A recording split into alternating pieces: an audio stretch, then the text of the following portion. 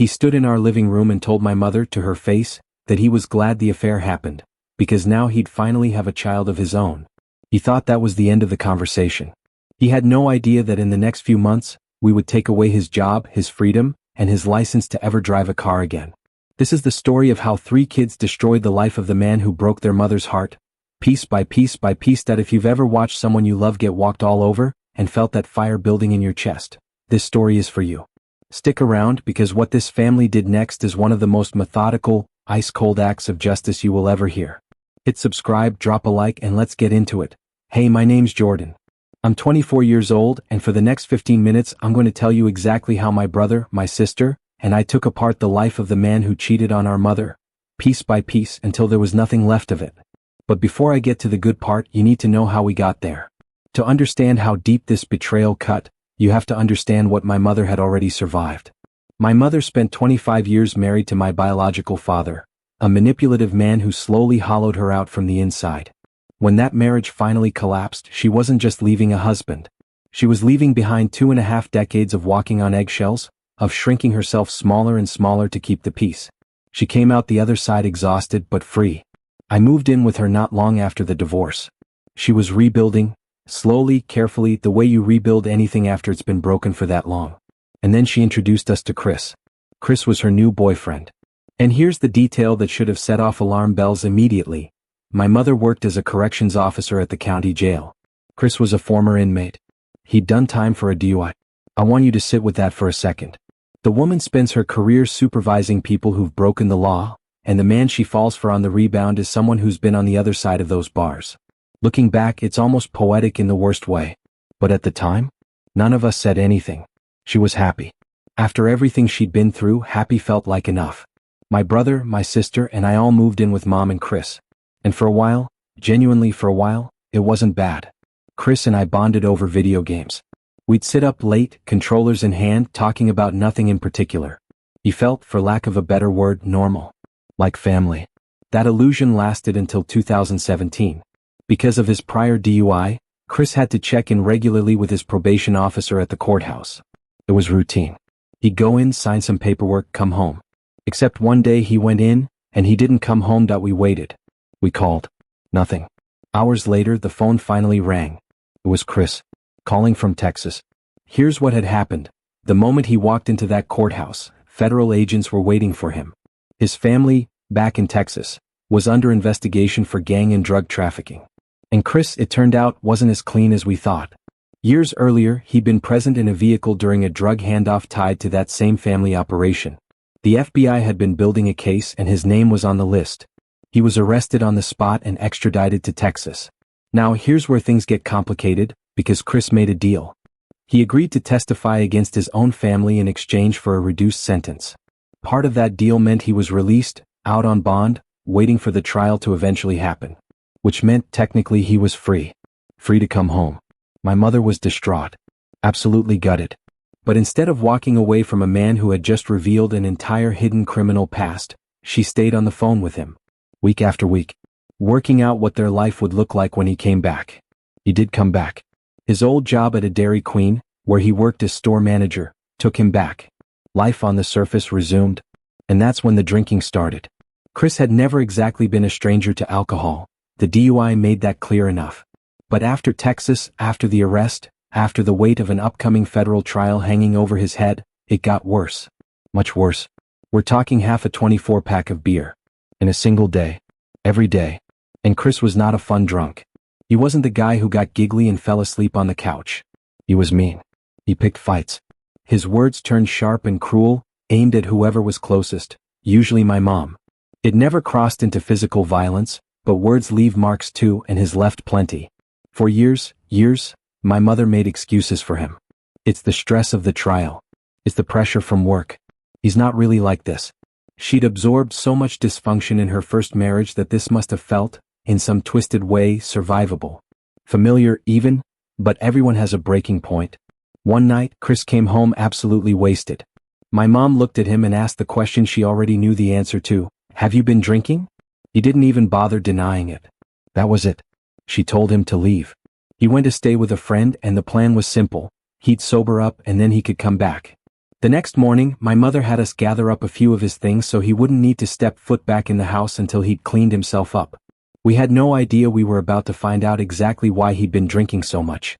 While we were pulling together Chris's essentials, there was a knock at the front door. We opened it, and standing there was Betty, one of Chris's co-workers from the Dairy Queen. I actually knew Betty. We'd gone to high school together. She had the look of someone who had been building up the courage to do something for a long time, and had finally run out of road.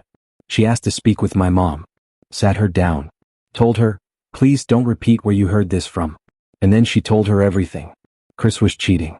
With a woman named Darla. Betty had personally caught them together, multiple times, engaging in sexual acts in and around the workplace. When Betty confronted Chris about what she'd seen, he threatened her. He was the store manager. He told her flat out, if she ever breathed a word of this to my mother, he'd fire her. Betty had been sitting on that secret, terrified for who knows how long. And then came the detail that changed everything. Darla was pregnant. I want you to picture my mother's face in that moment. 25 years and one broken marriage. A slow, hard-won rebuild. A man with a hidden criminal past who she stood by anyway. And now this, the ultimate betrayal, compounded by a pregnancy that meant this wasn't a fling. This was a second life he'd been building behind her back. The shock didn't last long.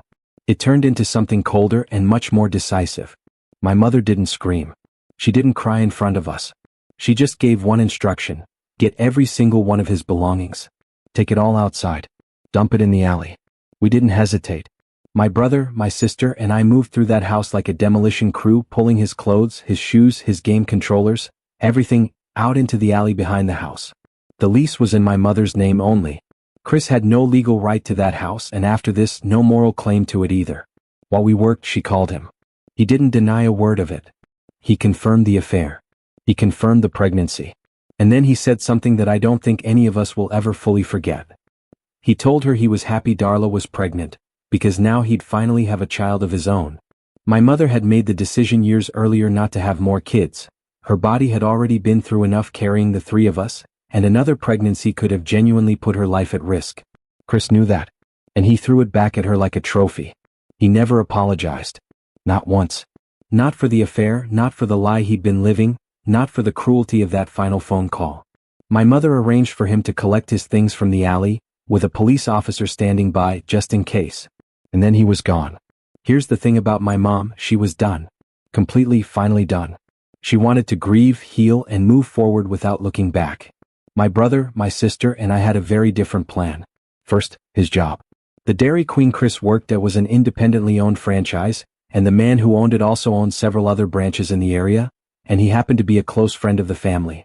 We called him. We told him exactly what had been happening on his property, the sexual acts, the threats made to Betty to keep her quiet. He didn't hesitate either. Chris was fired on the spot and banned from every branch the owner controlled. And in a twist that still makes me smile, Betty, the woman brave enough to knock on our door, ended up taking over his position. Last we heard, she runs a tight, clean operation. Chris didn't stay unemployed for long. He moved in with Darla, about an hour away, and quietly landed a job at another Dairy Queen in her town. He probably thought he was safe there. New city, new manager, fresh start. He was wrong. We tracked it down and called that owner too. This time it took longer since there was no active misconduct happening on site to point to. But we were patient. Eventually that job disappeared as well. After losing job number 2, Chris started showing up. Driving slowly through our neighborhood. Circling. Watching the house.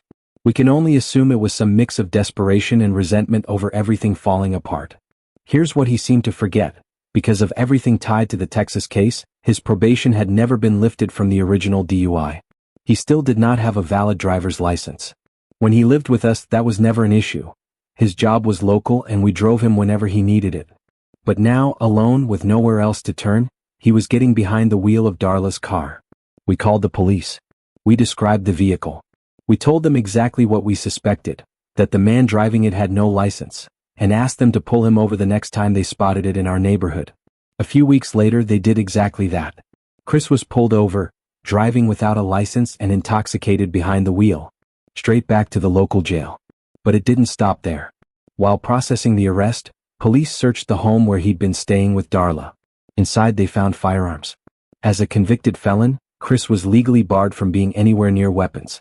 That discovery tacked on additional charges and additional time. By the time his local sentence wrapped up, the timing lined up almost perfectly with his federal trial back in Texas. He went straight from one form of incarceration into the next. While Chris sat in custody, his son was born. Darla, it seems, finally saw him clearly for exactly what he was. She cut ties with him while he was still locked up. No more visits, no more contact, nothing. From behind bars, Chris started writing letters. Dozens of them sent to my mother. Apology after apology. Please to take him back.